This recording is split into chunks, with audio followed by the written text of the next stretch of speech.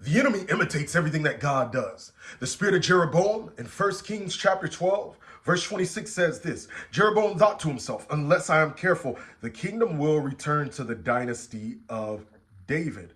When these people go to Jerusalem to offer sacrifices at the temple of the Lord, they will again give their allegiance to King Rehoboam of Judah. So he saw that he would lose them to go offer sacrifices to the Lord and link with that, okay?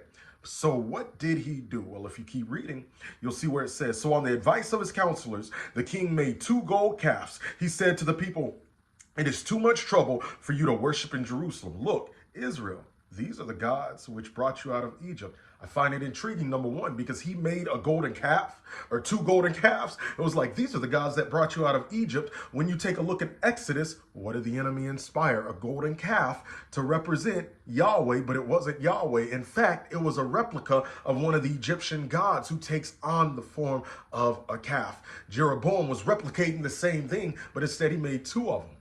Now keep listening. It says, he placed these calf idols in Bethel and Dan on either end of the kingdom, but this became a great sin for the people worship the idols, traveling as far north as Dan to worship one there. Now listen, Jeroboam also erected buildings at the pagan shrines and ordained priests from the common people, those who were not from the priestly tribe of Levi.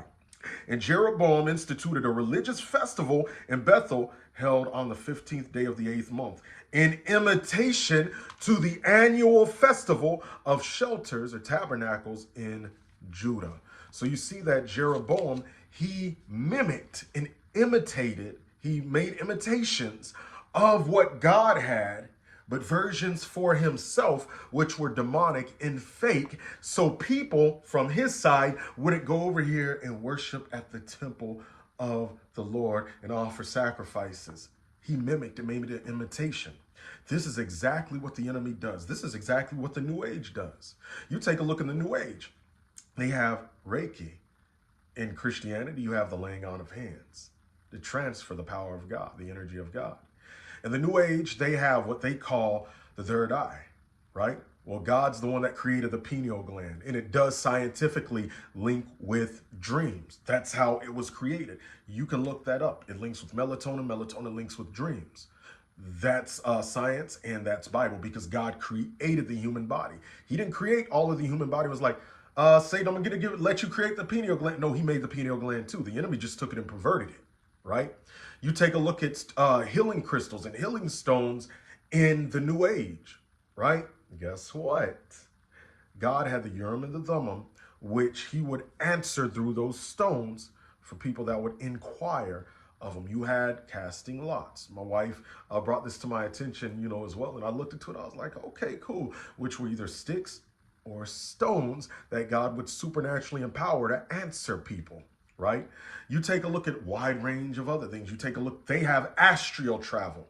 God has traveling in the spirit. You see where he took John up in the spirit in the book of Revelation, where he picked Ezekiel up by a lock on his hair and took him up in between heaven and earth, if I remember correctly, and showed him different things.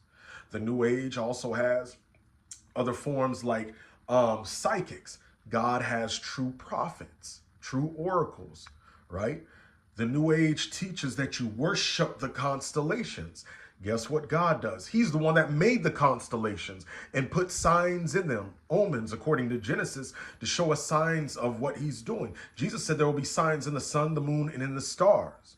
But the enemy took that and has people looking to the stars and asking them, the universe, for answers, when we ask God for answers, understanding that he can answer through the heavens that he himself made.